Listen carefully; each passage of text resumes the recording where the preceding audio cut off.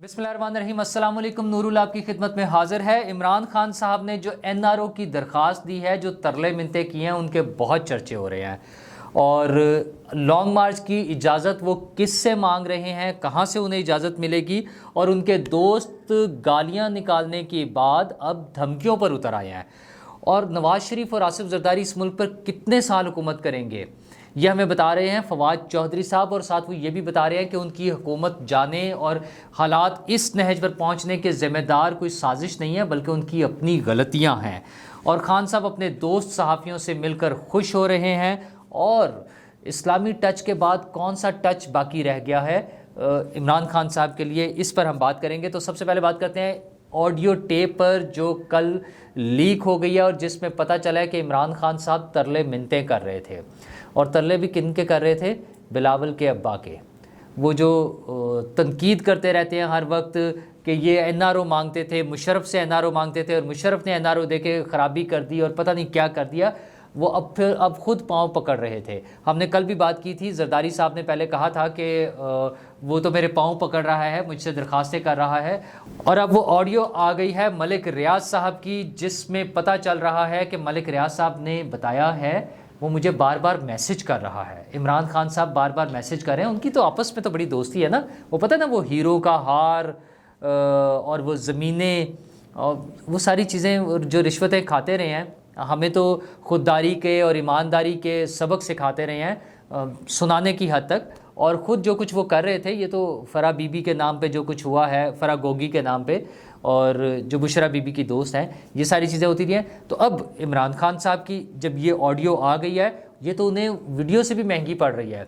वो जो उनकी वीडियोज़ आनी है ना, वो तो शायद बहुत से जो लीडर हैं वो शर्म खा जाएँ उस पर बात करते हुए कि क्या बात करें। इस ऑडियो पर तो सब बात कर रहे हैं। वज़ीर-ए-आज़म साहब ने भी बात कर दिया। उन्होंने कहा कि ये तो एनआरओ मांग रहा था। मरियम बीबी ने कल जलसे में कहा है, उन्होंने कहा इमरान खान एनआरओ मांग रहा था। तो इमरान खान साहब, आप एनआरओ क्यों मांग रहे थे? क्या पैचअप चाहते थे आप? तो आपके पास तो पूरी ताकत थी। फिर वो आपको तो वहाँ से साजिश हो रही थी, अमेरिका से लेटर आए हुए थे, आप भिजवा रहे थे चीफ जस्टिस को और सदर पाकिस्तान को, और आपने तो शोर मचाया हुआ था कि इदारे इसका नोटिस लें। और आपके बकौल तो जो नेशनल सिक्योरिटी कमेटी की मीटिंग है, उसमें भी ये डिसाइड हो गया था कि ये मुदाखलत हुई है। तो फिर जरदारी साहब के पाँव पकड़ने की ज़रूरत क्यों पेश आ गई थी? साफ जाहिर है, अब अगर कोई थोड़ा सा इन चीज़ों को इंटरकनेक्ट करे, हम चीज़ों को जोड़ें और देखें, तो कोई साजिश नहीं थी, कुछ भी नहीं था। ये सिर्फ इमरान खान साहब का एक ड्रामा था। उन्होंने बचने के लिए लोगों के पांव तक पकड़े। ज़ाहिर है नवाज़ शरीफ ने तो बिल्कुल ही नहीं सुनना था। तो उन्हें जो उम्मीद थी वो आसिफ जरदारी से थी। आसिफ जरदारी तक वो पहुँचे हैं मलिक रियाज साहब के ज़रिए।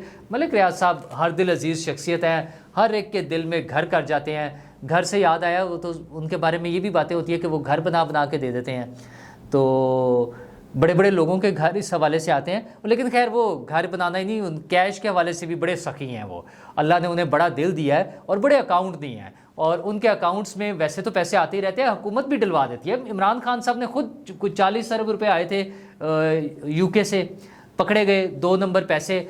मलिक साहब पर पाबंदी लग गई है यूके में दाखिल होने पर। मलिक साहब और उनके बेटे का वीज़ा कैंसिल कर दिया उन्होंने, उनकी एंट्री बैन हो गया। और हमारे वज़ीर-ए-आज़म साहब मोहतरम इमरान खान साहब जो थे उस वक्त के, वो उनसे ज़मीनें ले रहे थे, उनसे पैसा ले रहे थे यूनिवर्सिटी बनाने के लिए और यूनिवर्सिटी चलाने के लिए।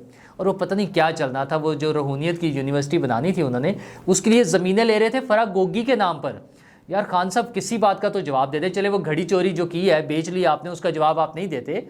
आपने 114 के 114 तोहफे जो उठा के ले गए, आप नहीं उस पर बात करते। आप जाते जाते हमें तो वो डायरी दिखा रहे थे, आप वो गाड़ी, बुलेट प्रूफ गाड़ी भी ले गए 14-15 करोड़ रुपए की, उसका भी जवाब नहीं देते। ये जो ज़मीन ली है फ़रा गोगी के नाम पे उस यूनिवर्सिटी के लिए, इसका तो कोई जवाब दे दे। मलिक रियाज साहब के हवाले से तो कोई बात कर दें। उनके लिए तो आप सिफारिशें करते रहे हैं लोगों को, चेयरमैन FPR को सिफारिश करते रहे हैं। तो खैर, अब ये वीडियो उनकी जान नहीं छोड़ने वाली। ये ऑडियो जो आई है, ये सारी उम्र के लिए उनका कैरेक्टर वाजे हो गया है कि वो जो बताते हैं कि मैं किसी के सामने नहीं झुकता, मैं एनआरओ के ख़िलाफ़ हूँ, वो खुद आसिफ जरदारी के सामने झुके हुए थे और एनआरओ मांग रहे थे। अब शहबाज गिल साहब कह रहे हैं कि ये बनी बनाई, ये वो उन्होंने शहबाज गिल साहब ने ट्वीट किया एक, और उनके ट्वीट में वो ये कहना चाह रहे हैं कि ये तो फेक है, कोई ये खुद साख्ता सी वीडियो है। हजूर, आप इसको चैलेंज करें, अदालत में लेके जाएं इस ऑडियो को, اور اس کا فرانسک ہو جائے گا، پھر پتہ چل جائے گا. اور عمران خان صاحب سے سب سے پہلے تو عمران خان صاحب سے ڈینائی کروائیں نا.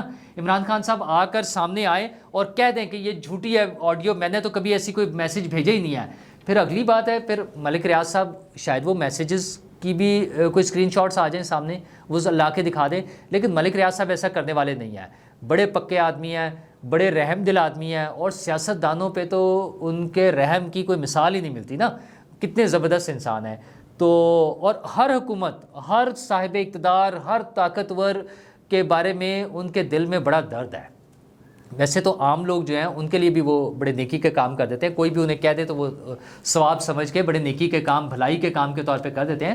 لیکن سیاستدانوں، حکمرانوں، طاقتور لوگوں کو، ان کے لیے تو مجھے نہیں لگتا کہ وہ انکار کریں گے. لیکن اگر عمران خان صاحب نے جواب اس پہ کچھ ایسا کرنے کی کوشش کی، اس کو جعلی ثابت کرنے کی، تو پھر ممکن ہے زرداری صاحب بھی بتا دیں، اور پھر ممکن ہے کوئی نہ کوئی پروف اس کا مزید نکل آئے. ویسے تو بڑا آسان سا طریقہ ہے، بڑا سمپل سا. عمران خان صاحب کو چاہیے اس کو چیلنج کریں، عدالت میں لے جائیں کہ یہ ان کی شخصیت کو جو ہے مسخ کرنے کی کوشش کی جا رہی ہے، ان پہ ایک جھوٹا الزام لگایا جا رہا ہے.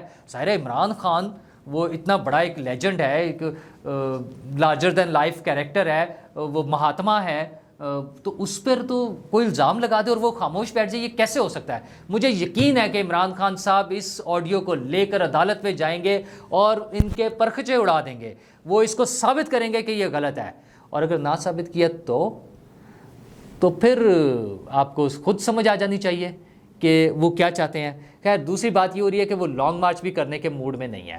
اب انہوں نے جو اپنے جو قریبی دوست ہیں صحافی، ان کو بلایا تھا، کیونکہ پرسوں جو واقعہ ہو گیا آپ نے دیکھا نا کہ ان سے جب ایک سوال ہوا صرف، اچھا اس سوال پر بھی کوئی بھی تحفظات ہو سکتے ہیں کہ وہ تھوڑا سا لمبا تھا، انہوں نے کچھ چیزیں ایکسٹرا کر دی، لیکن خان صاحب اس میں سے جواب دے سکتے تھے. ان کا کم از کم اسی بات کا جواب دے دیتے کہ وہ پرائم منسٹر ہاؤس اور گورنر ہاؤسز کو گرا کے جو یونیورسٹیاں بنانی تھی، اب یہ سوال پوچھنے میں کیا حرج ہے؟ خان صاحب کا یہ بڑا کلیم تھا نا، بیٹھ کر کہتے تھے، وہ آپ کو یاد ہوگا حامد میر کے پروگرام میں جب انہوں نے کہا، حامد میر نے کہا سر یہ کیسے ممکن، یہ تو حامد تم دیکھنا وہ صرف حلف لینے کی دیر ہے، الیکشن کا رزلٹ آنے کی دیر ہے، یہ گورنر ہاؤسز کی دیواریں گر جائیں گی. تو حضور پھر 4.25 سال وہ دیواریں نہیں گری، وہ جنگلے مزید اونچے ہو گئے ہیں، سیکیورٹی کے نام پہ، پروٹوکول کے نام پہ دیواریں کوئی نہیں گری، کوئی یونیورسٹی نہیں بنی ان میں. تو ایسا سوال پوچھنے پہ عمران خان صاحب غصہ کر گئے اور اٹھ کر بھاگ گئے تھے پریس کانفرنس چھوڑ کے. تو اب انہوں نے اپنی تشفی اور تسلی کے لیے کچھ اپنے قریبی دوستوں کو بلایا، اور کہہ تو وہ یہ رہے تھے کہ میں بہت اہم باتیں بتاؤں گا کہ کیا ہو رہا ہے، کیسے ہو رہا ہے، لیکن انہوں نے بتایا پھر وہی کچھ کہ میں ظاہر ان سے سوال کیا گیا کہ لوگ کیوں نہیں آئے. اچھا اس بات کا تو ان کے پاس کوئی جواب نہیں ہے کہ آپ کے دھرنے میں لوگ کیوں نہیں آئے ہیں. وہ آپ کے اپنے اب تو فیوریٹ جو لوگ ہیں وہ بھی یہ سوال پوچھ رہے ہیں کہ آپ کے M N As, M P As, اتنا ایک ڈھیر لگا ہوا ہے، ان میں وہ لوگوں کو کیوں نہیں نکال سکے. اس کا مطلب یہ ہے کہ لوگ آپ کی اس احتجاج کی سیاست، اس تصادم کی سیاست سے تنگ آ گئے ہیں. لوگ اب آپ کے پیچھے چلنے کو تیار نہیں ہیں. ہاں سوشل میڈیا پہ ایک اچھا ابھی وہ موجود ہے رش جو آپ کے لیے چلتا ہے، اس میں سے بھی بہت سارا آرٹیفیشل بھی ہے، جو فیک اکاؤنٹس بنے ہوئے ہیں پکڑے جائیں گے، آہستہ آہستہ وہ ڈیلیٹ ہو جانے. آپ کے چاہنے والوں، یہ شہباز گل اور ان سب کے فالوورز کی بڑی تعداد غائب ہونی شروع ہو گئی ہے. تو جوں یہ ہوا نا، ٹویٹر والے صاحب نے جو کہہ دیا ہوا ہے، جو ہی وہ جعلی اکاؤنٹس پکڑے گئے تو آپ لوگ ذرا تھوڑا سا نیچے آ جائیں گے، آپ کو پتہ چل جائے گا کہ آپ کہاں کھڑے ہیں. تو سوشل میڈیا والا بھی یہ ختم ہو جائے گا. دوسرا انہوں نے بتایا کہ اس دن ہم آگے کیوں نہیں گئے کہ اداروں سے تصادم کا خطرہ تھا. او بھائی کون سا تصادم کا خطرہ تھا؟ آپ تو بار بار اناؤنس کر رہے تھے کہ ہمارا یہ جو عوامی سمندر ہے، یہ جو سیلاب ہے، یہ سب کو بہا کر لے جائے گا. تو بہا کر لے جاتے پھر اگر اتنی ہمت تھی. صرف ایک کام ہوا ہے، حکومت نے رینجرز اور فوج کو بلایا اہم تنصیبات کی حفاظت کے لیے، کیونکہ آپ کا ٹریک ریکارڈ بہت برا ہے، گندا ریکارڈ ہے نا. آپ کے لوگ پی ٹی وی سینٹر میں گھس گئے تھے اور جنہیں یہ کہہ کر باہر نکالنا پڑا تھا کہ آپ غلط جگہ پر آ گئے. تو پارلیمنٹ ہاؤس کے سامنے جا کر آپ نے وہ کپڑے لٹکا دیے تھے، اب میں کیا کہوں آپ کو بس. تو وہ سارا ریکارڈ موجود ہے آپ کا. تو اس وجہ سے جو بلڈنگز ہیں، جو اہم تنصیبات ہیں، ان کی حفاظت کے لیے فوج بلانی پڑی. تو خان صاحب کا خیال یہ تھا کہ میری حمایت میں آرمی کے لوگ جو ہیں، ہائی کمانڈ جو ہے وہ انکار کر دیں گے فوج ڈپلوائے کرنے کے لیے. لیکن فوج تو اے پولیٹیکل ہے، وہ تو حکومت جو احکامات دے گی اس کے مطابق چلنے کے پابند ہیں، اور انہوں نے وہی کیا۔ حکومت نے فوج کو آرڈر دیا کہ وہ ان مقامات پر پہنچے، فوج وہاں پہنچ گئی اور عمران خان صاحب کی سٹی گم ہو گئی۔ انہیں سمجھ آ گیا کہ سامنے فوج کھڑی ہوئی ہے۔ تو ان کے جو دوست ہیں، اچھا مجھے نہیں یقین ویسے پھر بھی کہ عمران خان صاحب کو سمجھ آئی ہوگی، وہ چند دوست ہیں ان کے کچھ جنہوں نے انہیں سمجھایا ہوگا کہ خان صاحب خودکشی نہ کریں، تو وہ خودکشی سے صرف انہیں بچایا ہے۔ تو اس خودکشی سے بچانے کے لیے ان کی بچت یہ ہوئی ہے کہ اس دن لڑائی جھگڑا مزید نہیں ہوا، چھوٹا موٹا تو انہوں نے پوری کوشش کر لی تھا، ڈی چوک پہنچ گئے، آگ لگا دی، ٹیئر گیس کو وہ انہوں نے کرنے کے لیے بندوبست کرنے کے لیے۔ تو یہ بھی تاریخ میں اب لکھا جائے گا کہ ٹیئر گیس سے بچنے کے لیے درختوں کو آگ لگائی جاتی تھی۔ تو اور اس کی انڈورسمنٹ بھی جہاں سے ہوئی ہے، اب اس پہ تو پھر پر جلتے ہیں نا لوگوں کے، بات جلنے والی ہو رہی ہیں، چاہے دل جلے چاہے پر جلے۔ تو پھر ساتھ یہ ہو رہا ہے کہ فواد صاحب نے بھی ٹویٹس کیے ہیں، انہوں نے 2 ٹویٹس کیے ہیں۔ ایک تو انہوں نے یہ کہا ہے کہ ہماری غلطیاں تھیں کہ جس کی وجہ سے ہم اس نہج پر پہنچے ہیں، یعنی وہ اس بات کو تسلیم کر رہے ہیں کہ سازش والا ڈرامہ جو ہے وہ جھوٹ ہے، کوئی سازش نہیں۔ اگر سازش ہوئی ہے پھر تو مسئلہ ہی ختم ہو گیا نا، کہ وہ تو عمران خان صاحب کے بقول ہماری جو معیشت ہے وہ ایسے ترقی کر رہی تھی اور دنیا میں سب سے کم بے روزگاری ہمارے ملک میں تھی، یا کم از کم اس خطے میں، اور بڑا ہی کمال ہو رہا تھا، لوگ خوش تھے۔ تو بھائی پھر یہ جو اب فواد صاحب فرما رہے ہیں وہ کیسے، کون سی نہج تھی جہاں پہنچے ہیں؟ اچھا اور کیوں ہے؟ عمران خان صاحب کے بقول وہاں سے ایک چٹھی آئی، امریکنز نے کہا کہ اس کو فارغ کر دو کیونکہ ہم وہاں سے سستا تیل خریدنے لگے تھے۔ کیا ڈرامے بازی ہیں یار! خان صاحب کم از کم یا تو آپ یہ کریں کہ اپنی ٹیم کو اس بات پہ کنونس کر لیں کہ وہ ایک پوائنٹ پر آ جائیں کہ یہ ہوا تھا۔ آپ کی اپنی ٹیم اس بات کو ماننے کو تیار نہیں ہے، فواد چودھری صاحب جیسا بندہ اس بات کو ماننے کو تیار نہیں ہے کہ یہ کوئی سازش ہوئی ہے۔ دوسری بات انہوں نے یہ بڑی مزدار کیا، انہوں نے بتایا کہ نواز شریف اور آصف زرداری کیا اب وہ اگلے 40 سال تک حکومت کریں گے؟ تو فواد چودھری صاحب جیسے بندے کو سمجھ آ رہی ہے کہ اب پی ٹی آئی کی باری دوبارہ نہیں آنی۔ 40 سال کا کہہ رہے ہیں فواد چودھری صاحب، اپنے ٹویٹ میں فرما رہے ہیں کہ کیا اب نواز شریف اور زرداری جو ہیں وہ اگلے 40 سال ہم پہ حکومت کریں گے، اور اگلی 4 دہائیاں جو ہیں ہم پھر اس حالت میں، کس حالت میں، مطلب پی ٹی آئی آؤٹ ہوگی، بس یہ سمجھ آ رہی ہے انہیں۔ اور یہ انہیں کیوں سمجھ آ رہی ہے؟ اس کی 2-3 بیسک چیزیں آپ سمجھ دیکھیں۔ ایک تو وہ جو انہوں نے دھاندلی کے لیے پلان بنایا تھا ای وی ایم کا، ان کا خیال یہ تھا کہ مشین کے ذریعے چند لوگوں نے کنٹرول کرنا ہے تو ووٹ جس کو مرضی ڈلیں، ہم نے رزلٹ جو ہے نا وہ گھما کے نمبرز اپنی مرضی کے لے لینے ہیں۔ تو وہ ناکام ہو گیا، حکومت نے، نئی حکومت آئی ہے، انہوں نے اس کو ختم کر دیا۔ دوسرا انہوں نے سوچا تھا کہ اوورسیز پاکستانیز کے ووٹ بھی ہم کسی طرح سے سارے اپنے کھاتے میں ڈال لیں گے۔ اچھا وہ بھی تقریباً ختم ہو گیا۔ ویسے اس پہ میں سمجھتا ہوں کہ ان کے پاس اگر ووٹ کا رائٹ دینا ہے انہیں، تو اگر کوئی ٹرانسپیرنٹ، حکومت کو ٹرانسپیرنسی پہ شک ہے تو اس کے بارے میں سوچا جا سکتا ہے، بٹ بہرحال فی الحال وہ ختم ہو گیا۔ تیسری چیز ان کو یہ تھا کہ ادارے ان کے ساتھ ہیں، ظاہر ہے جب وہ حکومت میں تھے تو انہیں لگتا تھا عدلیہ بھی ان کے ساتھ ہے، فوج بھی ان کے ساتھ ہے، تو پھر وہ جیسے ڈسکا میں ہوا کہ دھند پڑ جائے گی اور ہم ڈبے اٹھا کے لے جائیں گے، ووٹ نہ ڈلے تو ہم بندوبست کر لیں گے۔ اب وہ ساری چیزیں بھی ختم ہو گئی ہیں۔ فوج اے پولیٹیکل ہے، انہوں نے کسی چیز میں ان کو حمایت نہیں کرنی، تو انہیں صاف نظر آ رہا ہے کہ اب پی ٹی آئی کا جو مستقبل ہے وہ تاریک ہوتا جا رہا ہے۔ یہ ان کی مایوسی کی انتہا ہے کہ وہ یہ اعلان کر رہے ہیں کہ اگلے 40 سال کون حکومت کرے گا، یعنی وہ یہ سمجھ رہے ہیں کہ اب 40 سال کے لیے پی ٹی آئی ختم ہو گئی ہے، غائب ہو گئی ہے اس سین سے۔ تو خان صاحب آپ سوچیں اس بارے میں کوئی کر لیں، یہ چاہے لانگ مارچ ہی کر لیں، لیکن لانگ مارچ کر کیوں نہیں رہے بھلا؟ انہیں اب انتظار ہے۔ بظاہر تو وہ یہ کہہ رہے ہیں کہ عدالت سے ہم نے رائے لینی ہے، پہلے خط لکھا، عدالت نے کوئی گھاس نہیں ڈالی، اس خط پہ کوئی جواب نہیں آیا۔ اب وہ منڈے کو جا رہے ہیں، کل جا رہے ہیں ایک پٹیشن لے کے، عدالت سے پوچھیں گے کہ جی ہم کیسے احتجاج کر سکتے ہیں۔ تو اب آپ سوچیں کہ وہ عدالت سے پوچھتے جا رہے ہیں کہ ہم نے احتجاج کیسے کرنا ہے، مطلب کیا پوچھیں گے کہ ہم کن سڑکوں پہ جا سکتے ہیں، کس پارک میں جا سکتے ہیں، کس میدان میں جا سکتے ہیں، کیا ہم ڈی چوک میں جا سکتے ہیں؟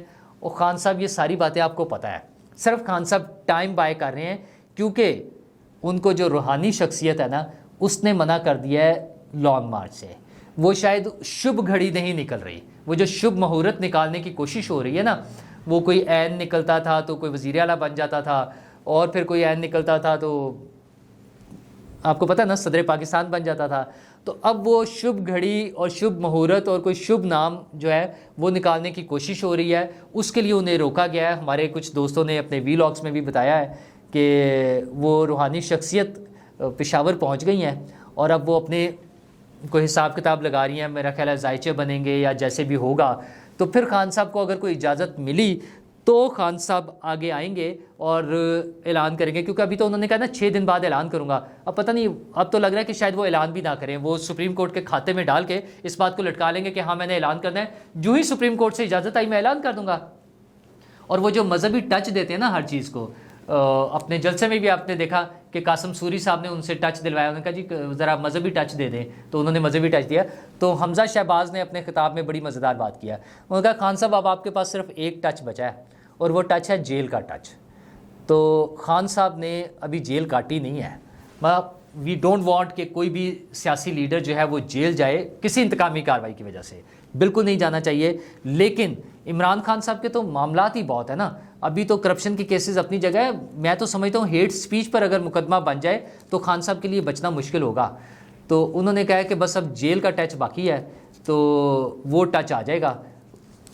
دیکھیں کب تک آتا ہے. رانا ثناء اللہ بھی تیار بیٹھے ہیں. حکومت نے جس دن یہ پلان کر لیا تو عمران خان صاحب کی زندگی میں یہ جو ایک مسنگ ٹچ ہے، ویسے تو وہ کہتے ہیں کہ میں ایک مرتبہ پہلے ہوا ہوں لیکن انہیں صحیح پتہ نہیں چلا تھا جیل کیسے ہوتی ہے، تو یہ ٹچ بھی دوبارہ آ جائے گا. اور وزیر اعظم صاحب سے درخواست ہے کہ مہنگائی کا طوفان تو جو آسمان کو چھو رہا ہے اپنی جگہ ہے، بجلی کا کوئی بندوبست کرا دیں. لوگ اب تو سڑکیں بلاک کر کے احتجاج کرنا شروع ہو گئے ہیں، تو پلیز کوئی بجلی کا بندوبست کرا دیں. یہ آپ نے تمام ترامیم بھی کرنے کا آپ نے پلان بنا لیا ہے، کچھ کر لی ہیں، IMF کی بات بھی مان لی ہے، تو پیسوں کا بندوبست کریں، جلدی کر لیں، بجلی کا انتظام کرائیں. اور جو باقی چیزوں پہ کنٹرول کرنا ہے، مہنگائی کو، لوگوں کو ریلیف دینا ہے، اس پر خصوصی توجہ دیں. باقی ساری باتیں بعد میں ہو جائیں گی. عوام کا سوچیں، وہ سب سے ضروری ہے. شکریہ.